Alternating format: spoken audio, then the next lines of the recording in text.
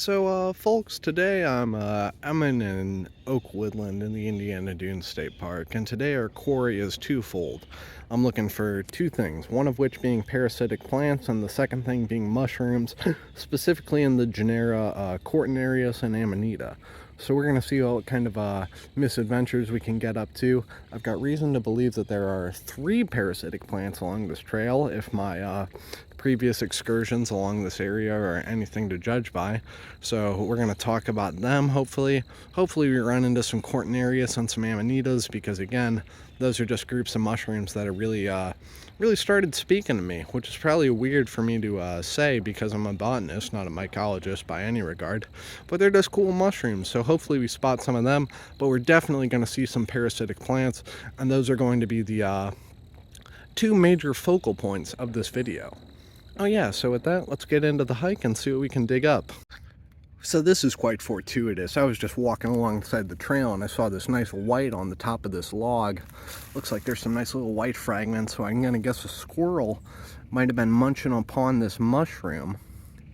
That or a mushroom hunter picked it and then decided to discard it. But if I had to guess, given this thing's super crumbly texture, yeah, absolutely. This is a member of the genus Rousula, the Rousulas, the brittle gills. And that's quite a good sign, because one of the parasitic plants that we're going to be looking for today, Monotropy Uniflora, is actually a mycoheterotroph, which means that it's parasitic on the mycelium of fungi. So seeing this Russula here, like 30 feet down the trail, pretty good sign. Let's see what else we can dig into. Oh, we got a nice big yellow jacket flying around. Hope they don't sting me. They're not going to, because wasps just want to be left alone. Remember that. Wasps are good. Anyways, just a nice little diversion. And I think we're actually coming up on our first of the parasites. It's not the Monotropy Uniflora, by the way.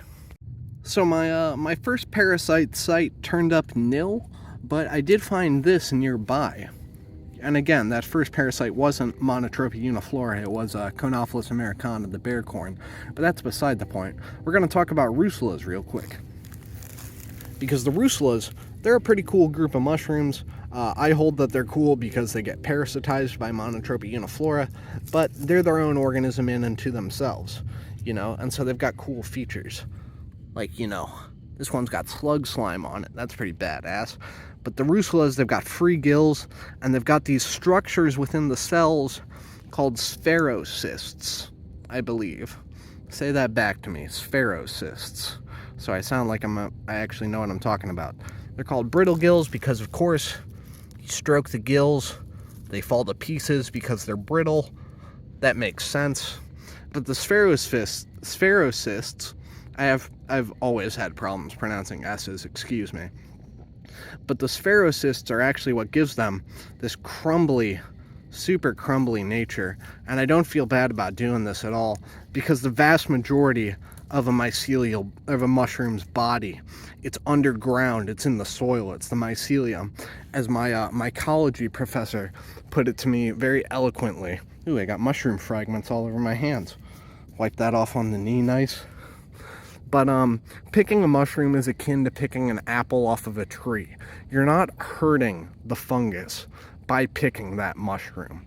You're simply picking the fruit of it, which is a lovely vision and, gets rid of some gnarly moral qualms you might have about fungal hunting. So as long as you're not picking too greedy and you're not digging up super aggressively, that mushroom's going to be fine and it's going to return. So, that's pretty cool. What else is pretty cool is this plant right here. I was actually talking about this plant to someone in the comments. This is spice bush. Lindera benzoin. It's got a beautiful citrusy aroma. I'm not 100% sure. Not 100% sure of the edibility. One of my good botany friends, they say that the reportedly, and I trust them quite a bit because they tend to know what they're talking about. But what Sean said is that you can actually use the ripe berries of this as a substitute for allspice, because it's in the Liraceae, which I believe is the same family as allspice. although I'm not 100% sure. But if you tear the leaves of Lindera benzoin, it's got this beautiful citrusy aroma, which let me just get a whiff. Oh yeah, that's the good stuff. Anyways, back to the hunt. So we've rolled up on our first of our 3 parasitic plants that we're going to be hitting on this trail. And this one doesn't look like much at the moment because it's gone to seed, and 2 of our 3 quarry have already gone to seed, unfortunately, so I can't show you what they look like in their full floral glory. Oh, wait a minute. Yes, I can, because I've taken pictures of them in the past. Here you go, folks. A nice photo of Kopus Americana in full anthesis in 3, 2, 1.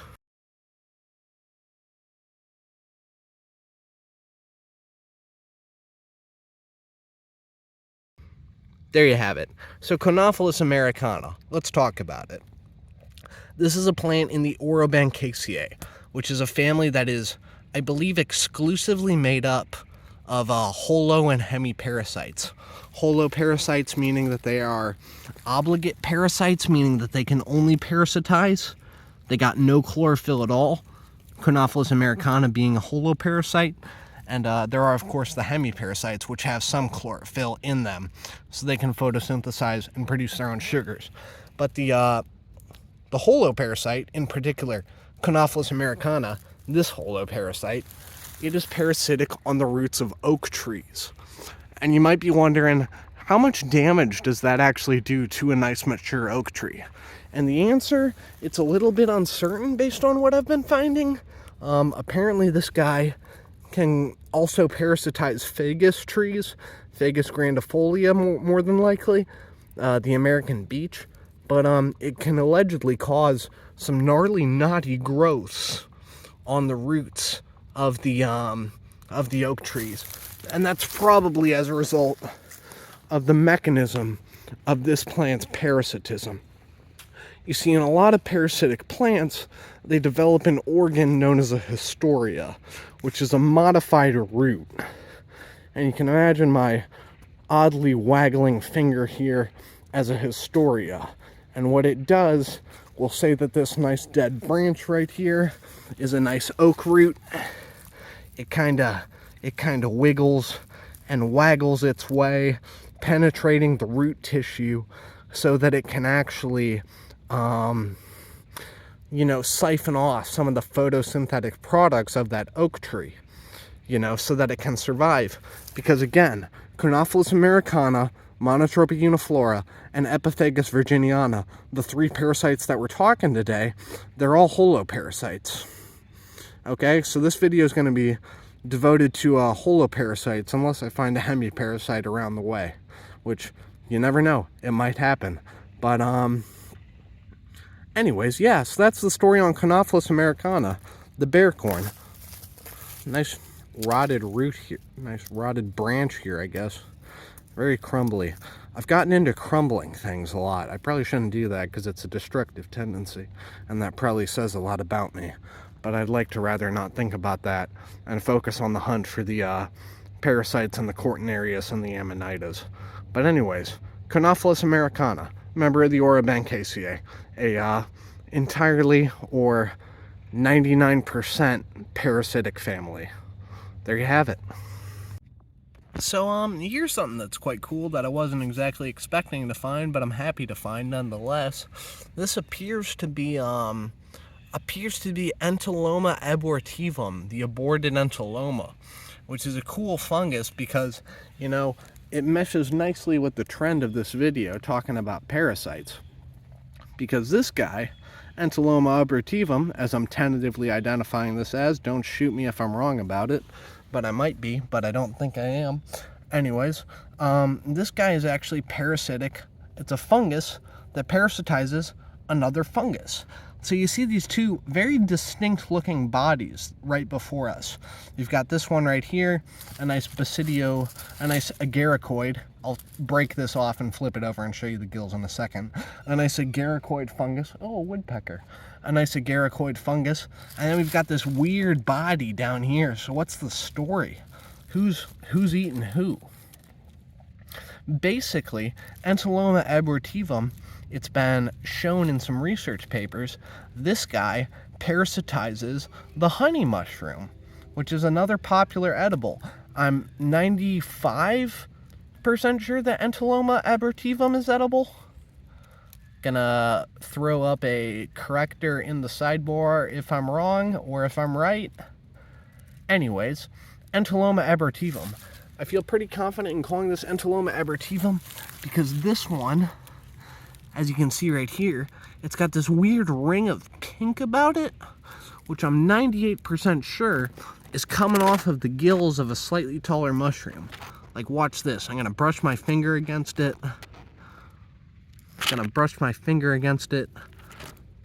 And yeah, I feel a nice little dust. Yeah, absolutely. You can tell that the cap color isn't normally that surface because the vast majority of the mushrooms in this area, the mushrooms that it's growing with, don't have that cap color. So yeah, so this Enoma Abertum, I believe it's got salmon pink spores. I think another name for the entelomas is the pink gills. But anyway, it parasitizes Armillaria mellea, or some species in the genus Armillaria, to create these weird aborted bodies. Aren't these crazy looking? But apparently, quite a choice edible. One of the common names of Enoma Abertum, I believe, is shrimp of the woods. And let's flip this one over and get a nice gander at it. Oh yeah. Those gills are pink. Beige, but spore print says pink according to the cap of this mushroom, and I trust it. So yeah, a nice parasitic mushroom to wash down our parasitic plants with. And there's quite a ton of it in this area. Like, there's this nice fat cluster of it right here. There's some more aborted bodies right here. More of them right through here. Oh yeah, it's everywhere in these woodlands. Pretty badass. And this is a benefit of going to an oak woodland when you want to look for parasites, because oaks are just like, they're symbiotic with so many different species. They really offer a master class in symbioses. And where you get symbioses, you get clever organisms that are going to, over evolutionary time, exploit those symbioses for their own benefit, leading to the advent of parasitism, which is pretty badass. But anyways, let's see what other stuff we can dig into. Oh, look at that! Look at that, we got a little regulus. Did you see that bird in the frame for a second? That was a little regulus, a little kinglet. I don't have any photos of them, but you definitely want to Google them because they're quite a cute bird. Anyways, I used to be a bird person, but I'm getting distracted, so let's hone in on the hunt. You know, we're looking for Monotropy and we're looking for Epifagus, so let's get right back into it. So here we are. We're at the base of a nice Fagus grandifolia, my personal favorite tree, the American beech, an emblem of the climax community of the eastern deciduous forest. You know, the beech maple forest. Maybe you're familiar with succession, maybe you're not. Dig into it. It's a fascinating ecological concept, the change in ecological communities over time. But what we're here to discuss today is not this wonderful tree, but we're here to discuss this weird little coral looking stuff coming up from its base. So let's talk about that, shall we? This guy right here in center frame. This is Epifagus Virginiana. The Latin there translates directly to upon the beach in terms of the genus name. Virginiana just means of Virginia, which I think is dumb because it's not only native to Virginia, it's got a wide range, which I'll flash up with a bone app map real quick in 3, 2, 1.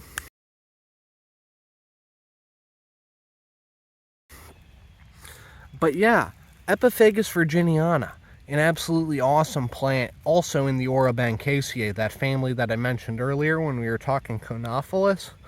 This guy is parasitic exclusively upon the roots of beech trees. And apparently, again, it doesn't set the tree back that much, okay? This guy doesn't hurt the tree too bad. So I don't have to feel bad at all about just being absolutely awestruck by this awesome parasitic plant. As you can see here, we're working with another example of a holoparasite. There's no green tissue in this at all whatsoever, you know, so it can't photosynthesize by itself. So what's it doing? Using that Historia again, wiggling into the roots of the beech trees and siphoning off photosynthetic products from them in order to make its living. And as you can see, there's a couple of beech trees in this area. Like we got one, we got a young one, a teenager, some very young ones, another teenager, a third teenager, and a fourth teenager. And there's just a wonderful colony. Oh, it's absolutely beautiful. Let's get a load of these. Of Epifagus Virginiana.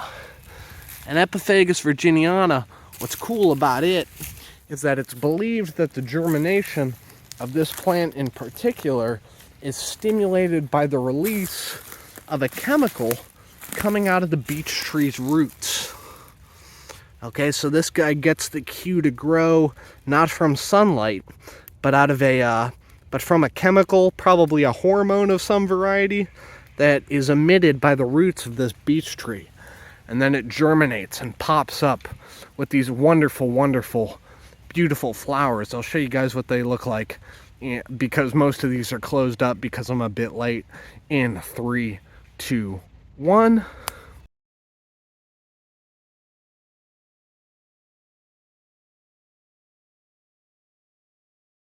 There's some Conophyllus in the background, but there's also a Quercus. So I don't know who that Conophyllus down there is eating. Could be eating both of them, because it has been shown that the Conophyllus will take to the roots of beech trees, which makes a lot of sense phylogenetically, because Quercus and Fagus are part of the same family. They're both members of the Fagaceae, which is an awesome family of trees. It's got oaks and beeches in it, so it's hard to beat, at least in my opinion. But anyways, there you go, folks. Epifagus Virginiana. See if you can spot all of it, because it's absolutely littering the ground with those ghostly stalks. Oh, absolutely fantastic. So again, I'm sorry that these are dead, but I decided to record this video a bit out of season. You know, it's early October, so most of the flowering plants have come and gone at this stage in the game. But these are the seed pods. These right here. These are the seed pods of Monotropy Uniflora, the ghost pipe. We'll flash up a picture of what that looks like in full anthesis in 3, 2, 1.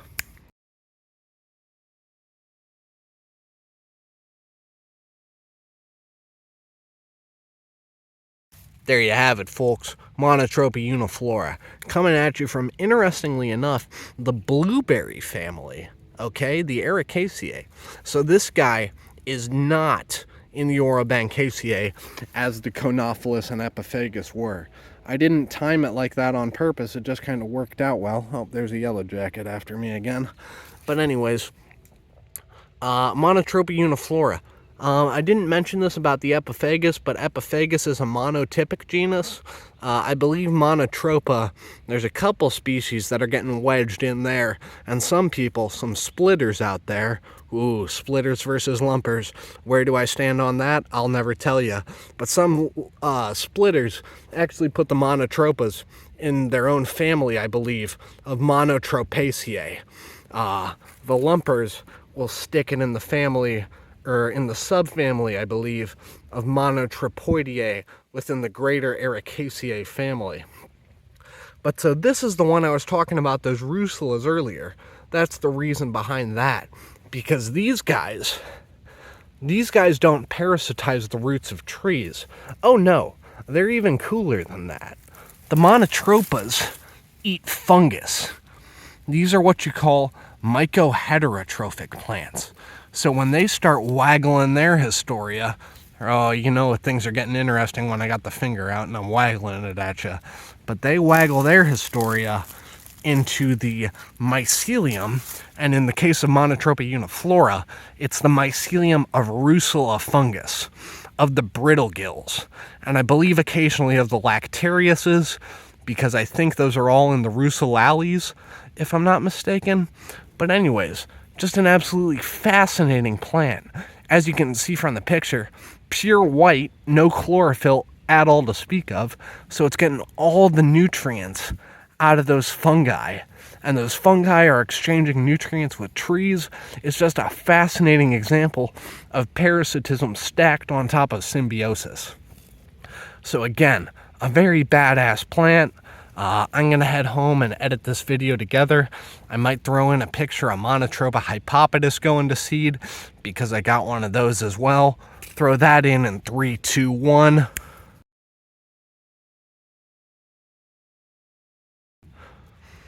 Just to give you guys another illustration of what the monotropas look like. And absolutely a very badass group of plants indeed. But what I hope this video does for you is it gives you a bit more appreciation into the lifestyles of the parasitic. Because parasitism, as we throw it around in human society, it's kind of a dirty word. You know, you call someone a parasite, you know, you say, oh, they're bad news, they're a parasite, they suck all your social energy out, and all this other bad shit, more or less. But in the greater scheme of things, parasitism is just another fantastic way to make a living. You know, like we talked about, the Epifagus doesn't really knock back the fagus tree that much. The Conophilus doesn't really knock back the oak tree too much, besides some knotty growths on the roots. So, you know, it's just another lifestyle. And parasitism, it's absolutely abundant in the natural world. Just look at the ichneumoniid family of wasps, for example, a group that is entirely parasitoid. And they're very, very valuable because they knock out a lot of pest insects. So hey, maybe next time you're thinking of calling someone a parasite, don't do it. Because hey, in the natural world, being a parasite, it's just another beautiful example of evolution working its magic. And that's pretty badass. So with that, have a good one, folks. And before someone jumps down my throat to say, oh, you're defending parasites, well, what about ticks? You know, I really don't have time for you to hash out every single example of parasitism in the natural world. Obviously, yes, some parasites are bad and dangerous, but the vast majority of them, like parasitic plants, parasitic plants, parasitic fungi, it's not in good form to kill your host, because by doing that, you're getting rid of your nutrient source. So these aren't organisms that routinely result in the devastation of their host. Ticks are kind of a weird example because mostly they're vectors for disease. It's not the tick that is actually what gives you Lyme disease. It's like a plasmodial virus or bacteria. Not 100% sure which. I'm rough on my microbiome, but it's something like that actually gives you Lyme disease. So I'm not nakedly out here defending all parasites and saying, oh, there's no such thing as a bad parasite. Oh, there are. But I'm just mostly just saying, you can come up with a better insult than parasite, I'm sure, for a person that really sucks. Right? You're creative. You can do it.